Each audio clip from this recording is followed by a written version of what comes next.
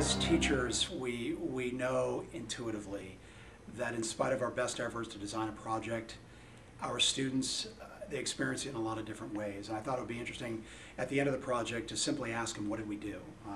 And on some level, it's going to help you, if you're seeing the project for the first time, just literally know this is what we did in class on a daily basis.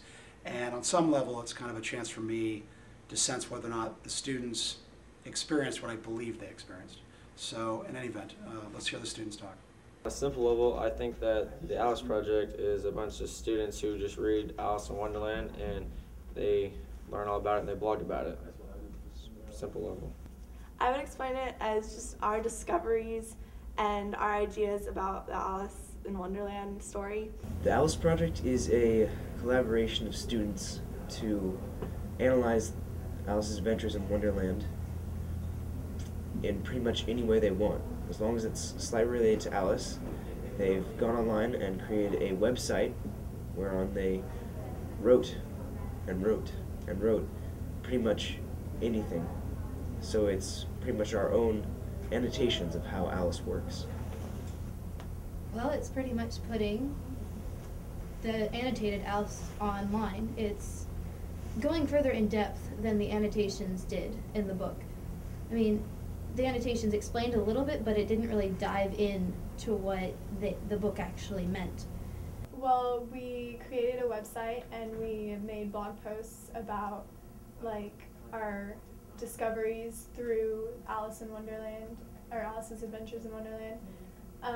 And it was really interesting because normally when in my past English classes we would read a book and then discuss it in class and then take a quiz or a test or whatever, and then that would be it. But this was interesting because our teacher didn't really direct our thoughts. We kind of came up with our own ideas, and it wasn't like learn the plot and that's all we're going to do. It was more like, what can you learn from the plot? What can you learn from the author's style? It was really a different way of learning. I think he wanted us to work on our analysis because I personally am not that good at analysis and at my writing skills.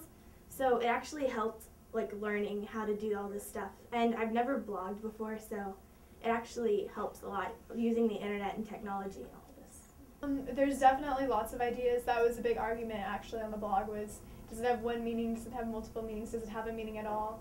I think because so many people have so many different interpretations of one piece of literature, there can be multiple meanings, and it's just how you see it and what you got from it.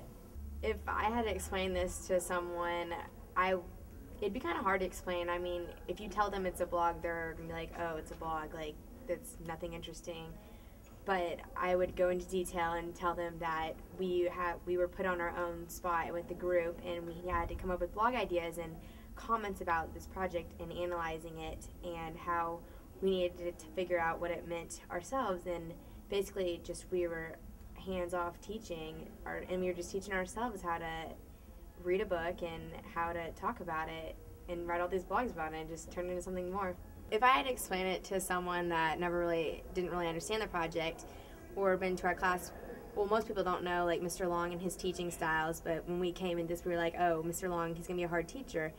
But now that we've kind of done a hands-off learning experience for ourselves, and what we did, he gave us our rubric and we had to figure it out for ourselves. It was no you need to do this and this. We just had the strict 12 blogs and 15 comments, but now it came to something more where we taught ourselves to teach ourselves about the book and how we analyze it and draw conclusions for ourselves, and not having someone, this is how it needs to be understood, but we understand it by ourselves now.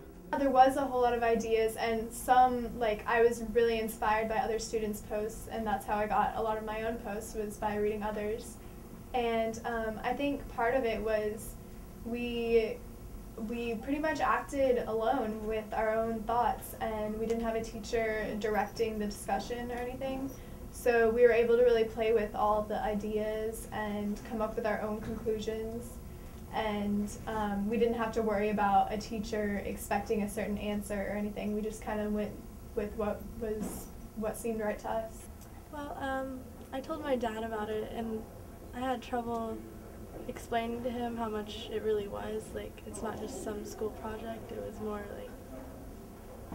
just like it seems like it could be like legendary like to so many people because it started other teachers to be interested in doing blogs with their students as well. And like, I guess we really just like analyze the book a lot.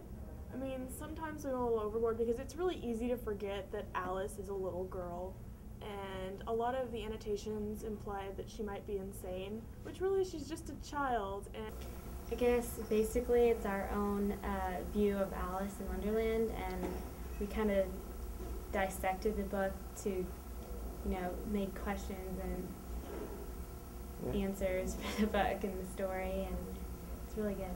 Well, the Alice project was a blog project where the students had to produce 12 blogs and comment at least 15 times on other blogs.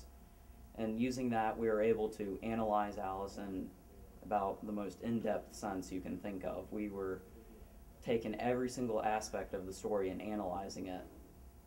The Alice project is pretty much the student's perception of the book.